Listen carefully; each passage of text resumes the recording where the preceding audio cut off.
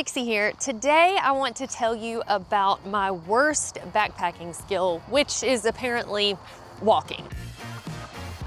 Recently I've been thinking more and more about the mechanics of the body and how I have terrible posture and pelvic floor stuff because of, you know, having a baby. Probably made me think about that mostly, but it also made me wonder how backpacking and hiking may have negatively affected some of this stuff, specifically if I was walking incorrectly for thousands of miles. Well, it turns out that I was. For walking uphill or on a climb, I always put my head down, just kind of stared straight at the ground.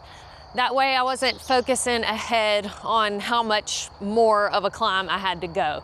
I hate going up a slope and you can see forever and it feels like you're never gonna get to the top. And not only did I just like put my head down, but I'd just all together bend at the hips, kind of like a meemaw using a walker or something, almost as if I expected that gravity would pull me up the hill by doing that somehow. It doesn't really make sense, but it's what I've always done. And on top of that, I would try to take bigger steps to just get it over with. I've always completely hated the uphills. So anyway, it turns out that I pretty much should have been doing the opposite when walking uphill. So what's the proper way? Well, to start with, shorter, quicker steps. You should match the incline by shortening your steps to keep your feet under your center of gravity, and therefore you actually use less energy. Also, you should be engaging your glutes and your thighs. And I've never really specifically thought about that, but it makes sense because those are some powerful muscles in your legs. So instead of kind of getting up on your toes or using a flat-footed shuffle, you should really think about pushing through the heel of that back leg while going uphill. And while you should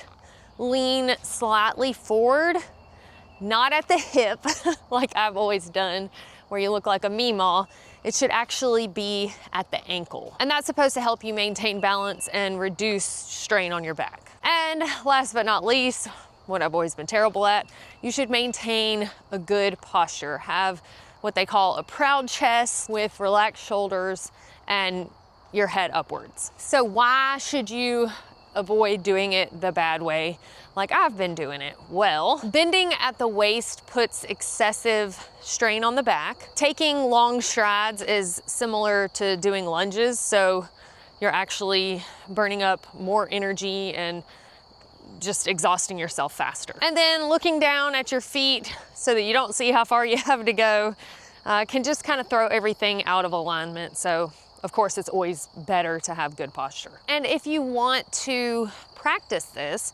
before you get out on the trail and you've got 11 things going on in your head and you're not focusing on that, you can actually do this on a treadmill that has a high incline setting so that you can actually specifically just focus on your gait and practice that. So what about when you're going downhill, which has always been my favorite?